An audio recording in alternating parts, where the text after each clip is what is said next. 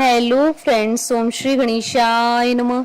जय श्री कृष्ण। आप सभी का स्वागत है आपके अपने YouTube चैनल पर। फ्रेंड्स, आज हम आपको इस वीडियो में बताने जा रहे हैं कार्तिक मास महात्म्य के छठे अध्याय की कथा के बारे में, जिसको सुनने मात्र से ही होंगी आपकी सभी मनोकामनाएं शीघ्र ही पूर्ण।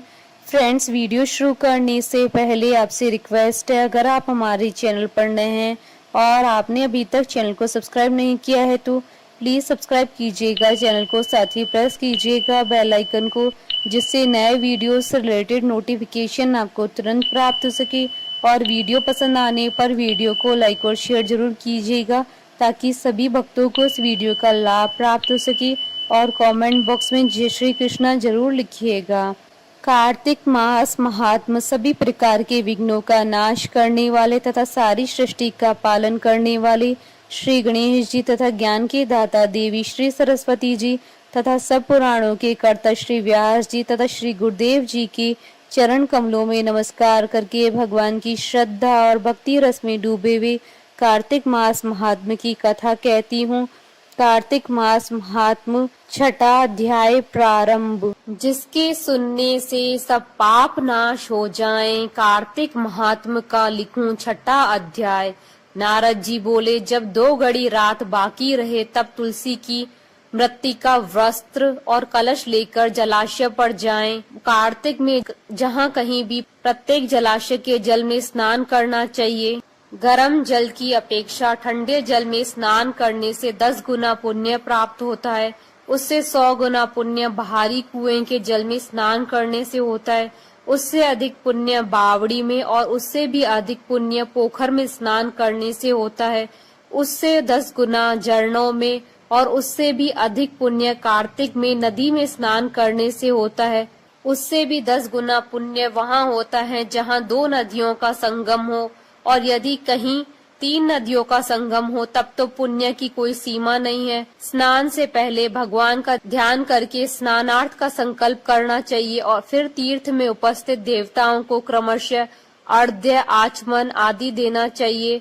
अर्घ्य मंत्र इस प्रकार है, हे कमलनाथ आपको नमस्कार है, हे जलाशयी भगवान आपको प्रणाम है, हे ऋषिकेश आपको नमस्कार है, मेरे दिए गए अर्घ्य को आप ग्रहण करें। वैकुंठ, प्रयाग तथा बद्रिका आश्रम में जहाँ कहीं भी भगवान विष्णु गए हैं वहाँ उन्होंने 3 प्रकार से अपना पांव रखा था। वहाँ पर भी ऋषि वेद यज्ञों सहित सभी देवता मेरी रक्षा करते रहे। हे जनार्दन, हे दामोदर, हे देवेश, आपको प्रसन्न करने हेतु मैं कार्तिक मास में विधि विधान से ब्रह्म मुहूर्त में स्नान कर रहा हूँ। आपकी कृपा से मेरे सभी पापों का नाश हो। हे प्रभु, कार्तिक मास में व्रत तथा विधि पूर्वक स्नान करने वाला मैं अर्घ्य देता हूँ, आप राधिका सहित ग्रहण करें। हे कृष्ण, हे बलशाली राक्षसों का संहार करने वाले भगवान, हे पापों का नाश करने वाले, कार्तिक मास में प्रतिदिन दिए हुए मेरे इस अर्घ्य द्वारा कार्तिक स्नान का व्रत करने वाला फल मुझे प्राप्त हो। तत्पश्चात विष्णु, शिव तथा सूर्य का ध्यान करके जल में प्रवेश कर नाभि के बराबर जल में खड़े होकर विधि पूर्वक स्नान करना चाहिए।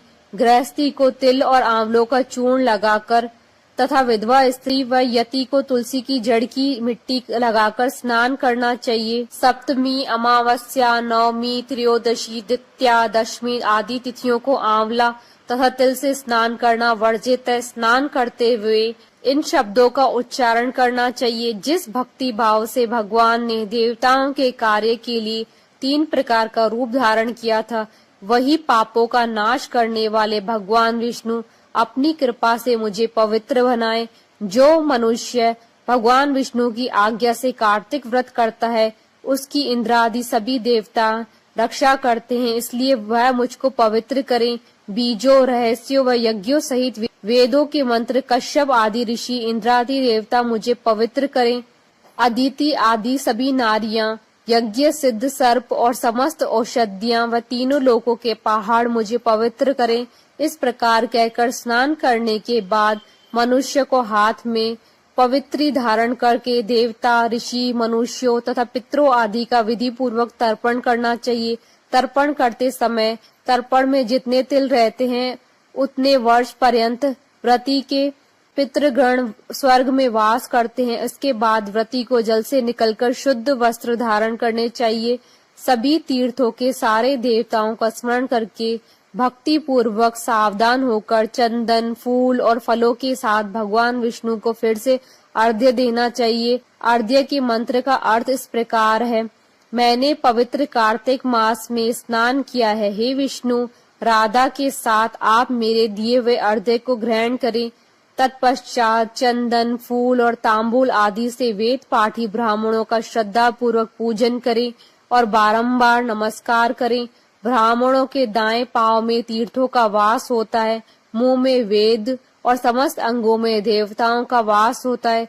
अपने कल्याण की इच्छा रखने वाले मनुष्य को इनका न तो अपमान करना चाहिए और न ही विरोध करना चाहिए। फिर एकाग्रचित होकर भगवान विष्णु की प्रिय तुलसी जी की पूजा करनी चाहिए।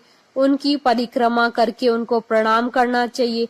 हे देवी, हे तुलसी, देवताओं ने ही प्राचीन काल से तुम्हारा निर्माण किया है और ऋषियों ने तुम्हारी पूजा की है। हे विष्णु प्रिय तुलसी, आपको नमस्कार है। आप मेरे समस्त पापों का नष्ट करो। इस प्रकार जो मनुष्य भक्ति पूर्वक कार्तिक व्रत का अनुष्ठान करते हैं वे संसार के सभी सुखों का भोग करते हुए अंत में मोक्ष को प्राप्त करते हैं। कार्तिक महात्म्य अध्याय 6 समाप्त। बोलिए भगवान विष्णु जी की जय, सनातन धर्म की जय। हमारे साथ इस वीडियो में अंत तक बने रहने के लिए आपका धन्यवाद। ओम श्री गणेशाय नमः। जय श्री कृष्णा।